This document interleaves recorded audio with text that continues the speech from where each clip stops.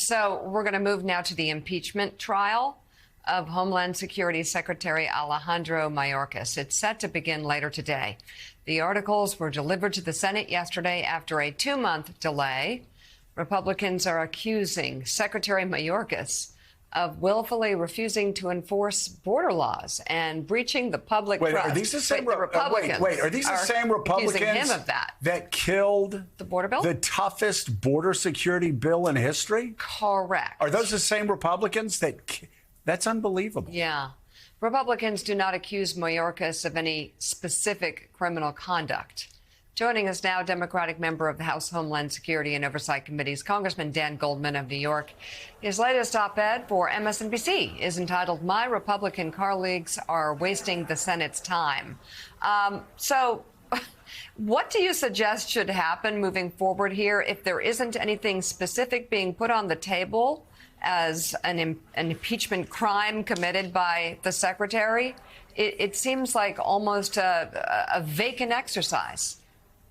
Yeah, that's right. I mean, if this were in a criminal court setting, this would be an indictment that would be dismissed before trial because it does not state a crime. And you nailed it on its head there, Mika. The fact is that even if you agree with what is alleged in the articles of impeachment, for which there's no evidence to support, you still have not alleged a high crime or misdemeanor. You have not shown at all any personal benefit that the secretary has derived from any of his actions. And the Republicans can point to no prior impeachment where that has not been a part of it. This was a bogus sham political exercise from the beginning. And the Senate should swiftly dismiss it because we cannot legitimize this debasement of the impeachment clause of the Constitution with an actual trial. This is not merited because there is absolutely no allegation of even a high crime or a misdemeanor. And so based on that alone, the Senate should dismiss it. The critical thing to think about here, Joe, and I know you're focused on this, is if there is an impeachment trial, the Senate cannot do anything else. So we have FISA reauthorization that is expiring. FISA is expiring this weekend. It's in the Senate. The Senate has to deal with it. Now, at the same time that the Speaker is sending over the articles of impeachment to the Senate, he wants to pass a new foreign aid series of bills that will have to go back to the Senate because he refuses to put the Senate bill on the floor that we can pass so the president can sign it, so aid can get immediately to Ukraine, which is out of ammunition. Aid can get to Israel, which has now been attacked directly by Iran for the first time. Humanitarian aid can get to Gazans who are desperate for it. And instead, the Senate will not be able to take up those bills. So it's not just an academic exercise here. It actually is going to impede, if this trial were to go forward, the work of the Congress and the national security of the United States.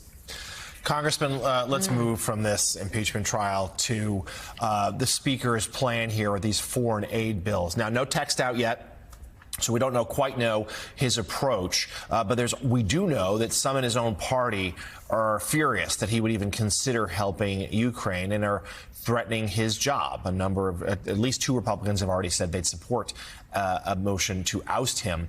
If that were the case and his speakership was threatened, would you and your fellow Democrats come to his aid to help the Ukraine aid bill get through and help keep Speaker Johnson in his post? Well, let's just take one step back and focus on, the antecedent part of your question, which is just remarkable. The fact is this is a pro-Putin Republican Party. That is why they do not want to support Ukraine aid, because Donald Trump is aligned with Vladimir Putin, who has consistently helped Trump win elections and helped Republicans. And the notion that these Republicans would not want to support our Democratic ally in Ukraine against a fascist dictator trying to conquer his neighbor in Ukraine is remarkable. But if the Speaker does put the contours of the Senate bill on the House floor in whatever form, I think he will have a lot of Democratic support because we need this We need this aid. We needed it months ago. And he has stalled and stalled because the Republican Party is held captive by Donald Trump and Marjorie Taylor Greene and the extremists. And at some point, I think the Speaker realizes you cannot be extorted and held hostage by Marjorie Taylor Greene and Thomas Massie, who would love nothing more to burn this House down. And they cannot control what happens in the House of Representatives. And so the Speaker needs to go forward with this. If he does it in a way that's consistent with the Senate bill, there will be plenty of Democratic support. All right. Democratic member of the House Oversight and Homeland Security Committees, Congressman Dan Goldman, thank you very much for being on this morning. Hey, everyone. MSNBC has a new and improved app. You'll get real-time alerts and analysis, live blogs, in-depth essays, video highlights, and the best 2024 election coverage. Download the new MSNBC app. Here's how to do it. You tap on the App Store on your phone. You hit search on the bottom right corner. You type in MSNBC. You click on the MSNBC app. You click on Get or the cloud icon and enjoy it.